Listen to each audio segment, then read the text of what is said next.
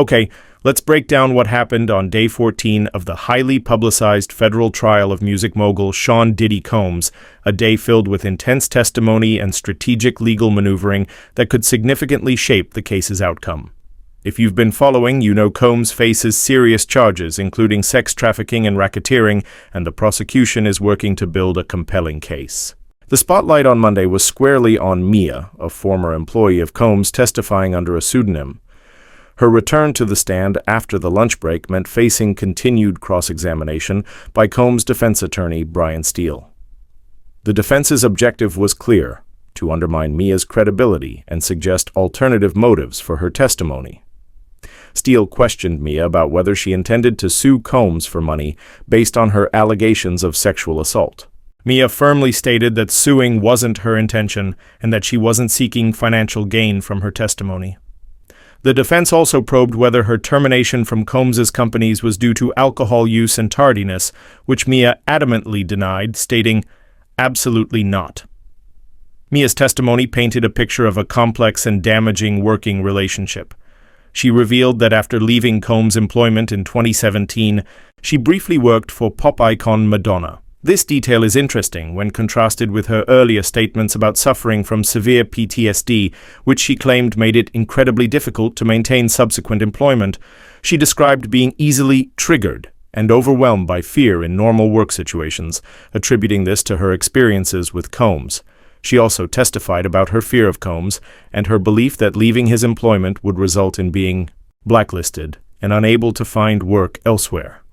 Legal analysts like former prosecutor MarkOMara have emphasized the significance of Mia's testimony, particularly for the sex trafficking charges. O'Mara explained to CNN that a conviction for trafficking requires the prosecution to prove coercion or duress. Mia's account of the psychological control Combs allegedly exerted, creating an environment of coercion, is crucial. O'Mara noted that prosecutors are using witnesses like Mia to demonstrate that Combs's actions, whether through economic or emotional pressure, were purposeful in controlling those around him. During her testimony, Mia spoke about the emotional impact of her time with Combs, describing her entire world being ripped away when Revolt Films, a Combs-owned company she was working for, shut down.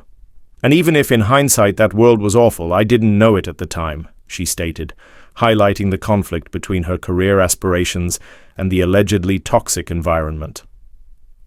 The defense also questioned Mia about her knowledge of Combs' other relationships, specifically Cassie Ventura's reported jealousy. Mia confirmed Ventura wasn't thrilled about Combs seeing other women, as he had presented their relationship as exclusive. A significant point arose when Mia explained why she never reported the alleged abuse to law enforcement, or even anonymously. She testified that she didn't scream during one alleged physical assault, where Combs supposedly slammed a door on her arm repeatedly because she was in shock. She also stated she wouldn't have been allowed to seek medical treatment. Regarding reporting to Human Resources, Mia believed it would be futile and damaging, claiming HR had previously punished me unjustly and fired another employee for discussing Cassie Ventura's abuse. "They wouldn't have believed me, and I would have been fired immediately," Mia asserted, fearing she'd be dismissed as a crazy person making everything up. Her guiding principle became, "When he was happy, I was safe." After Mia's lengthy testimony concluded, the prosecution called Sylvia Oken, a director from the Beverly Hills Hotel. Oken provided hotel records, some under Combs' alias Frank Black. These records included unusual charges such as $500 for oil damage and $300 for cleaning drapes, details that, while seemingly minor, the prosecution might use to paint a broader picture or corroborate other claims. The day wrapped with the jury being dismissed, but not before the prosecution outlined upcoming witnesses. Significantly, an employee from the InterContinental Hotel, where footage of Combs assaulting Cassie Ventura in 2016 was recorded, is expected to testify under an immunity order. This means the witness might otherwise be hesitant to testify due to potential self-incrimination, suggesting their testimony could be particularly revealing. Another accuser, Jane, is also slated to testify later in the week, Day 14 underscored the intense legal battle focusing on witness credibility, the nature of alleged coercion, and the lasting psychological impact on accusers, all while hinting at more potentially damaging revelations to come. Here are some critical questions to consider as this trial progresses. 1. Mia stated she doesn't intend to sue for financial compensation. If Combs is convicted based partly on her testimony, what societal or personal pressures might arise that could challenge her stated intention, and how might her decision impact public perception? 2. The defense attempted to attribute Mia's job termination to performance issues like alcohol use, which she denied. What kind of evidence would the defense need to present to make this claim credible, and how could such evidence, if compelling, affect the jury's assessment of her character and testimony? 3. The concept of coercion and psychological grip is central to the prosecution's case. How might future witnesses, especially the one testifying under an immunity order, provide further evidence of this alleged systemic control within Combs' organization? 4. Hotel records revealed charges like $500 for oil damage. How can prosecutors effectively argue that such seemingly minor details contribute to a larger pattern of recklessness, entitlement, or specific incidents related to the allegations? 5. An InterContinental Hotel employee testifying under an immunity order is a significant development. What kind of information might this witness possess that would necessitate such legal protection, especially given the hotel's connection to the already seen Ventura footage? 6. With another accuser, Jane, scheduled to testify, how will the defense adjust its strategy if her testimony strongly corroborates Mia's account, potentially establishing a clear pattern of alleged behavior? 7. Mia's testimony suggested that human resources within Combs' companies was complicit or ineffective in addressing abuse. If this is further substantiated, what broader implications does it have for corporate responsibility and accountability in environments surrounding powerful figures? 8. Considering Mia's testimony about fearing being blacklisted, how does the climate of the entertainment industry potentially enable or protect powerful individuals accused of misconduct?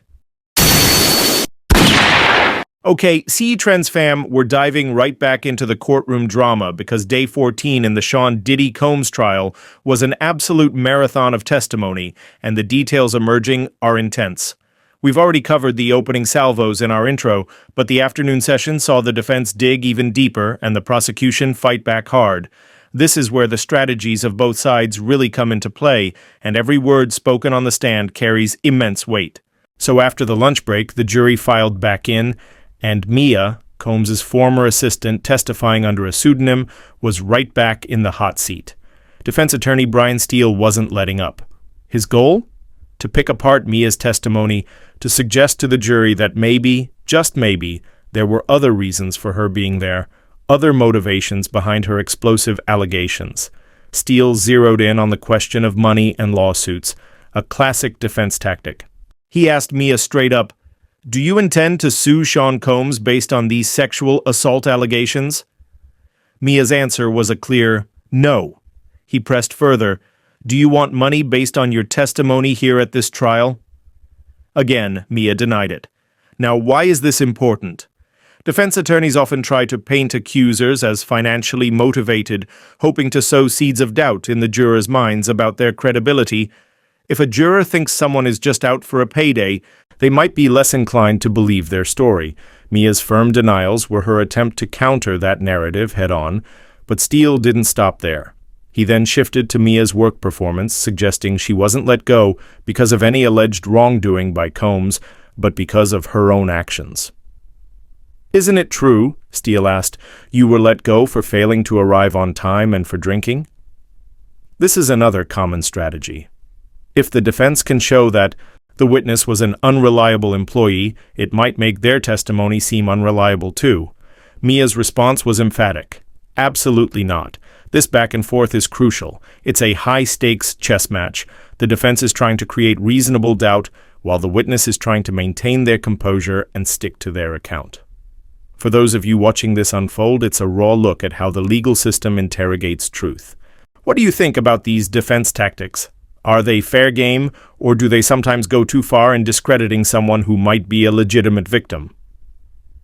Let us know your thoughts respectfully in the comments below, and if you appreciate these deep dives into celebrity legal battles, make sure you're subscribed to CEtrends. We're committed to bringing you the full story. Interestingly, Mia testified that after she stopped working for Combs in 2017, she had a period of about 8 months where she worked for another music legend, Madonna. At that particular time, Mia said she didn't actually believe that Combs had blacklisted her from the industry. This piece of information adds another layer to her story, especially when you consider her earlier testimony from last week. As a quick recap for those just joining our coverage, and you can find our previous breakdowns of this trial right here on CEtrends, Mia had testified that she suffers from severe post-traumatic stress disorder, or PTSD, as a result of her experiences. She vividly described how this trauma has impacted her ability to work since. "I would have to leave," she explained, "because I would be triggered by really normal situations with like an overwhelming sense of fear of being in trouble."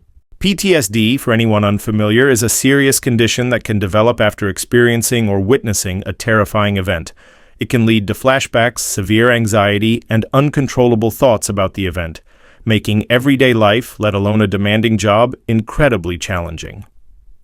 Mia also spoke about being deeply scared of Combs and believing that if she ever left her job with him, her career would be over, that she'd be shut out and never be able to get a job somewhere else. So how does the Madonna stint fit in? It's something both the prosecution and defense might try to weave into their narratives. The defense could suggest that if she was able to work for another high-profile artist, perhaps her PTSD wasn't as debilitating as she claims, or that her fear of being blacklisted wasn't realized. On the other hand, the prosecution might argue that this was a brief period before the full weight of her trauma took hold, or that working for Madonna, known for her own strong persona, might have felt like a safer, different environment. It's these nuances the jury has to sift through. Understanding the psychological aspects of such cases is vital. Here at CEtrends, we try to provide that context. If you find this kind of analysis helpful, hit that like button. It really helps our channel grow and allows us to bring you more content like this. The gravity of Mia's testimony, especially concerning the sex trafficking charges against Combs, cannot be overstated. We heard from legal analyst and former prosecutor MarkOMara, who isn't involved in this specific trial, but offered his expert opinion to CNN. He highlighted just how critical witnesses like Mia are for the prosecution. Mia has been on the stand detailing allegations of physical and sexual assault by Combs multiple times during her employment, which spanned from 2009 to 2017. But beyond those specific alleged acts, she also testified extensively about the immense control she felt Combs wielded over her. She described being psychologically under his grip and feeling terrified of him. According to O'Mara, this is precisely what prosecutors need to establish for a sex trafficking conviction. In order to get the trafficking conviction, O'Mara explained, you have to show that coercion, that duress, the way that Mr. Combs did everything he did for a particular purpose. He elaborated, so they're bringing in all of these witnesses, including Mia now, to say, this is the environment that Mr. Combs is responsible for, and it was an environment of coercion. This is a key point for everyone following the trial to understand. Sex trafficking isn't always about physical chains or locked doors. Coercion can be much more subtle, yet just as powerful. O'Mara added that prosecutors are working to show through testimony that any type of force that has the effect of moving somebody towards a certain decision, including economic force and emotional force, is relevant. Mia's testimony, he suggested, lays out that this was just the way it always was with me and with everybody that I saw with Mr. Combs. Remember, the charges Combs is facing are severe. 2 counts of sex trafficking, 2 counts of transportation to engage in prostitution, and 1 count of racketeering conspiracy. Each of these requires the prosecution to prove specific elements, and testimony about an environment of fear and control is central to their strategy. We're watching the prosecution try to build their case brick by brick, with Mia as one of the foundational stones. The defense attorney, Brian Steele, also revisited messages Mia had sent back in December 2016. This was when she learned that Revolt Films, a Combs-owned business where she was working at the time, was going to be shut down. In those texts, Mia had expressed devastation, saying her life was over. On the stand, Mia elaborated on those feelings. My entire world was being ripped away from me immediately, and even if in hindsight that world was awful, I didn't know it at the time. This is such a powerful and relatable human emotion.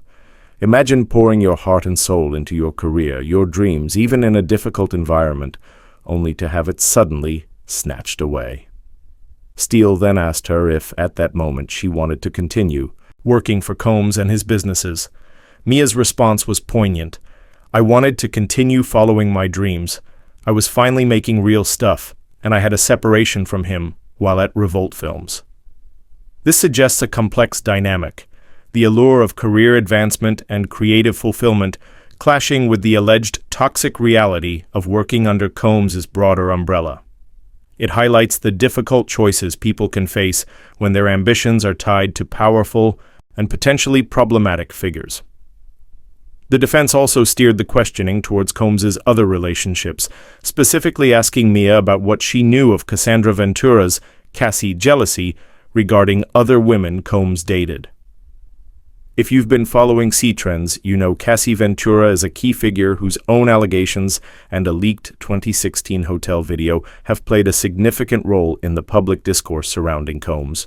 We have a full video detailing Cassie's story and that footage. You can find the link in the description or as a card on screen if you want to get the full background after this. Mia stated she didn't recall Ventura having specific jealousy towards Kim Porter, the mother of 3 of Combs' children. However, Mia did say, I'm sure she wasn't thrilled when Ventura found out Combs was dating other women behind her back. Why? Because, as Mia testified, he presented to her that they were exclusive. This line of questioning might seem like a detour, but defense attorneys often explore the broader personal dynamics around a defendant. It could be an attempt to portray Combs' personal life as generally chaotic, or perhaps to subtly suggest that jealousy and interpersonal drama were common, thereby diluting the specific allegations Mia is making, or it could be a way to see if Mia's testimony aligns or conflicts with what other witnesses, like Ventura herself, have said. One of the most scrutinized aspects of any abuse allegation is often why the victim didn't report it sooner or at all. Brian Steele, the defense attorney, directly addressed this with Mia, asking her a series of questions about reporting the abuse she allegedly suffered at Combs' hands. Mia testified that she never contacted law enforcement about it. Furthermore, when Steele asked if she ever considered reporting the alleged abuse through a women's shelter or doing so anonymously, or even asking a third party to report it for her, Mia consistently answered no.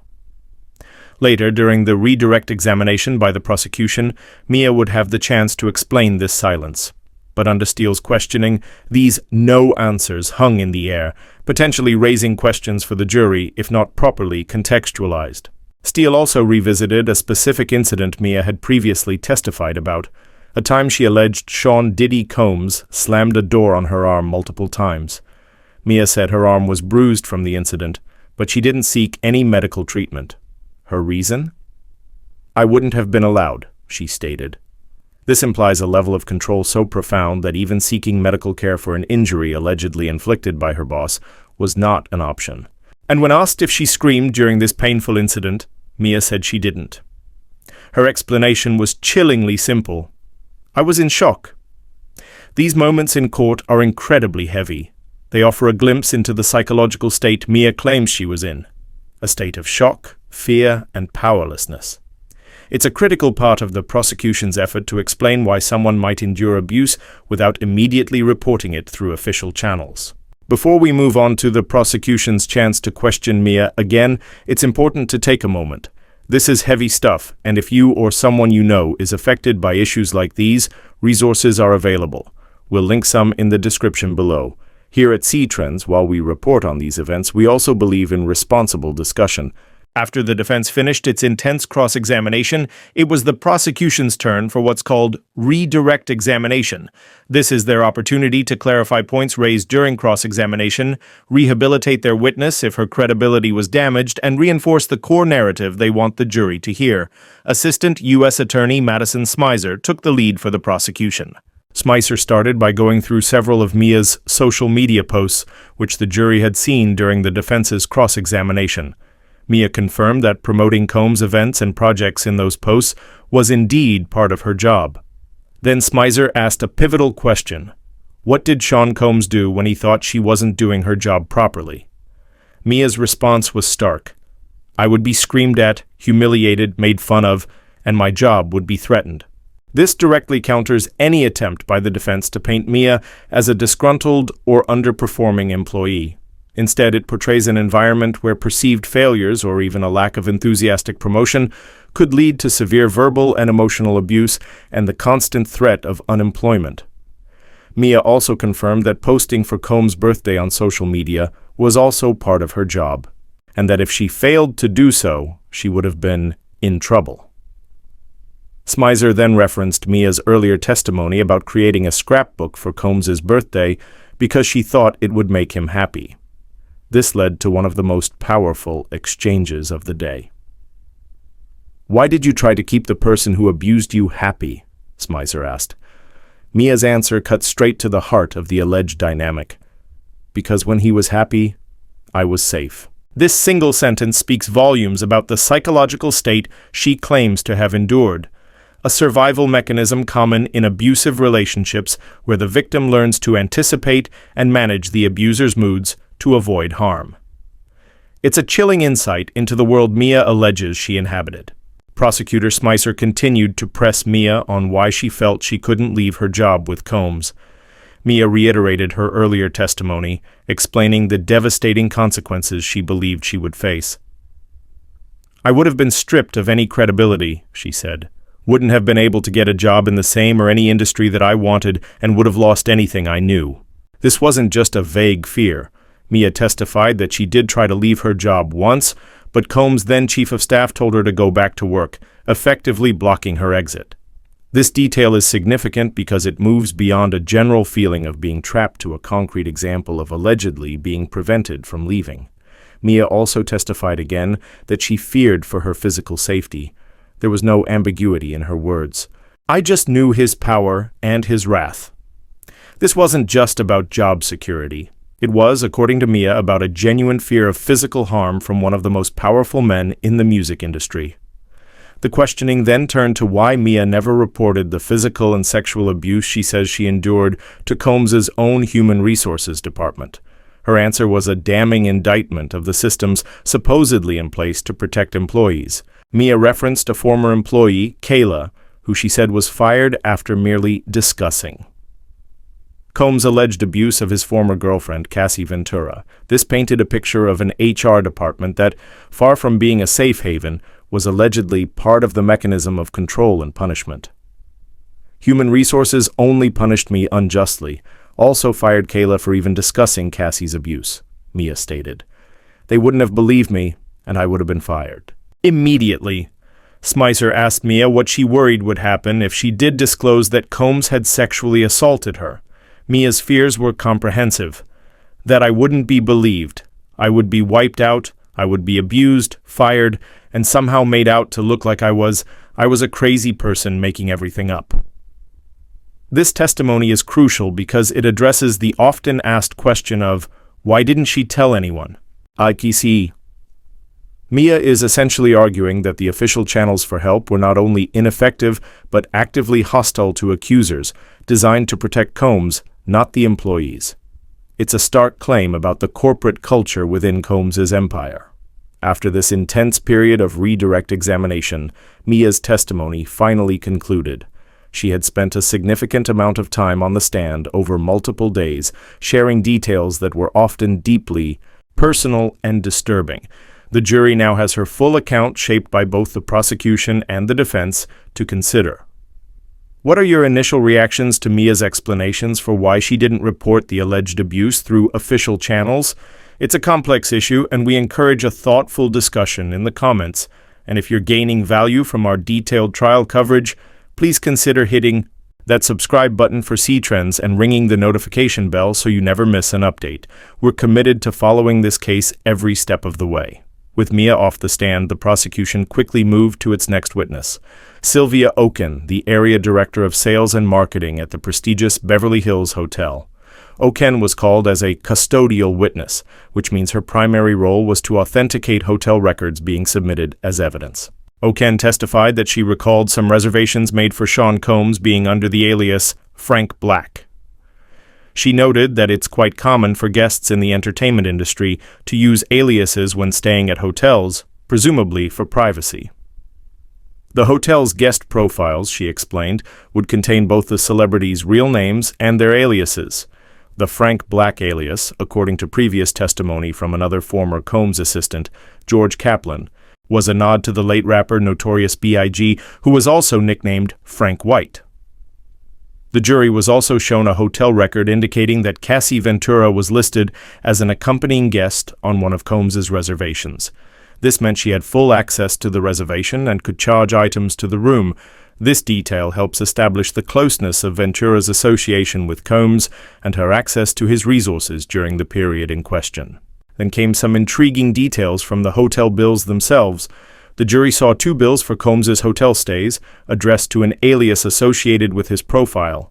One bill, dated May 2015, included a $500 charge specifically listed as oil damage. Another bill featured a $300 charge for cleaning drapes and an additional fee that was incurred for an employee going out to specifically pick up 5 candles for Combs. Now, on their own, these charges might seem minor, perhaps just the eccentricities of a wealthy celebrity lifestyle. A $500 oil damage charge could be anything from spilled massage oils to something more unusual. The prosecution didn't elaborate immediately on the significance of these specific charges, but in complex trials like this, even small financial details can sometimes be used to corroborate other testimony, establish a pattern of behavior, or even hint at undisclosed events. The defense team had a brief cross-examination of Oken, and prosecutors had no further questions for her on redirect. After Oken's testimony, the jury was dismissed for the day. Even with the jury gone, the legal strategizing continued. Assistant U.S. Attorney Maureen Comey mentioned that the prosecution would be reordering some upcoming witnesses to accommodate a custodial witness who had a flight to catch, indicating the logistical complexities of managing a high-profile trial with many participants. This was necessary because Mia's cross-examination had run much longer than initially anticipated. But the real buzz heading into the next day focused on a witness set to testify under an immunity order. Prosecutors announced that an employee from the InterContinental Hotel in Los Angeles is expected to be called. Why is this such a big deal? Well, entertainment lawyer Lisa Bonner, who is not involved in Combs' case, explained to CNN that bringing in a witness under an immunity order can be a significant move for the prosecution. An immunity order essentially compels a witness to testify by guaranteeing that their testimony won't be used to prosecute them for crimes they might admit to, with some exceptions, like perjury if they lie on the stand. Bonner suggested this often indicates a very reluctant witness coming forward.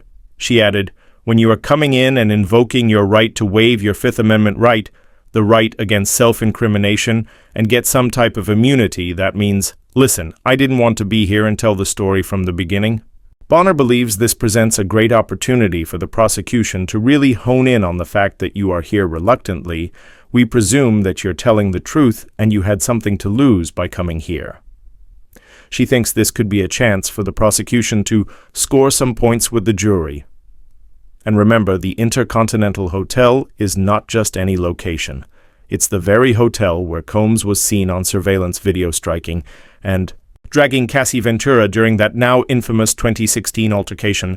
The jury has already seen that footage during Ventura's own testimony, so an employee from that specific hotel testifying under an immunity order, the anticipation for what they might reveal is incredibly high. What did they see? What do they know that requires such protection to testify? We also got a glimpse of other witnesses on the horizon. Eddie Garcia, who worked in security at the InterContinental Hotel, is expected to take the stand next, with prosecutors estimating his questioning will last about 90 minutes.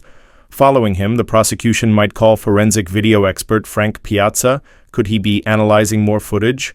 Combs employee Derek Ferguson, an insider's perspective perhaps, and Brianna Bongolan, who has previously accused Combs of sexual battery.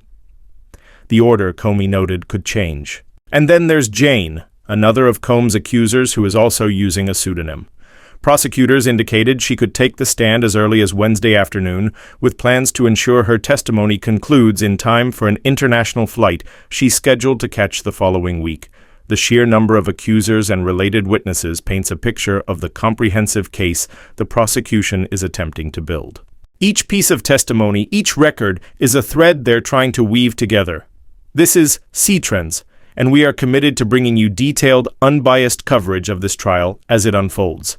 If you have questions you'd like to see addressed, or aspects of the legal process you'd like explained, drop them in the comments. Your engagement helps shape our content. And if you haven't already, please subscribe and enable notifications so you're the first to know when we release new updates on the Diddy trial or other major celebrity news. We also have a playlist dedicated to this trial, so you can catch up on anything you've missed. Check the link in the description. The days ahead promise to be just as riveting as Day 14 has been. The legal teams are skilled, the stakes are astronomically high, and the world is watching. Stay tuned to CEtrends for all the latest.